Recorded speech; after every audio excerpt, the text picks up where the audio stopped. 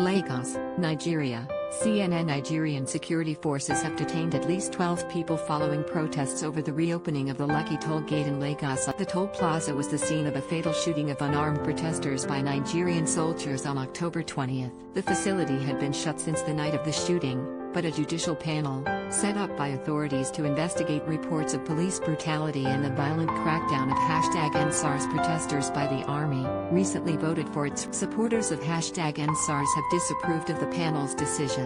Many view the reopening of the toll gate as ill-timed and inconsiderate to victims of the Lekki shooting. An increased security presence was visible at the Lekki toll gate in Lagos. A CNN team at the scene witnessed a group being taken to a police truck amid a heavy police presence. Read more. We have the right to tell our fellow citizens who are not doing what is right that what they are doing is wrong. We must not lose our courage to speak in the face of oppression and brutality, Damilare Adenola said from the barred window of a police truck. Adenola said he had come to the protests on Saturday to show support to the organizers and observe the demonstrations but was arrested when he refused to identify. I told them I'm not going to lose my right to protest even if I'm jailed. I'll still speak because it is my fundamental human right.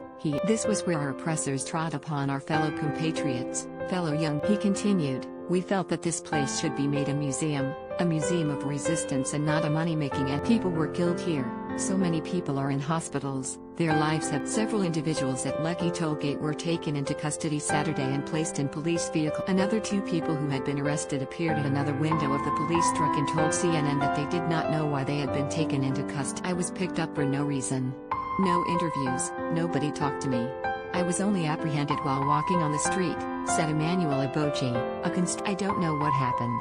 I was picked up because I was walking in my country. The Nigerian government earlier this week urged sympathizers of the #EndSARS movement to shelve plans for the renewed protests. The heavy show of force from police appeared to have deterred protesters from gathering. Only a few demonstrators had arrived at the site at the protest's scheduled start. Police clamped down heavily on the protesters who did show up by beating them with sticks before arresting them and confiscating #EndSARS. The SARS unit was set up in 1992 to fight armed robbery and was given wide-ranging power. Many of the officers did not wear uniforms or name tags, and there were numerous complaints that they had turned on the citizens and were perpetrating the very crimes that they were set up to combat. Nigeria's Inspector General of Police announced in October that SARS would be dissolved and its officers redeployed, but protests had following the October 20th incident. A CNN investigation found members of the Nigerian army and the police shot at the crowd, killing at least 1 person and wounding. The army denied any wrongdoing but made many shifting statements about how it engaged with the peaceful demonstrators that night.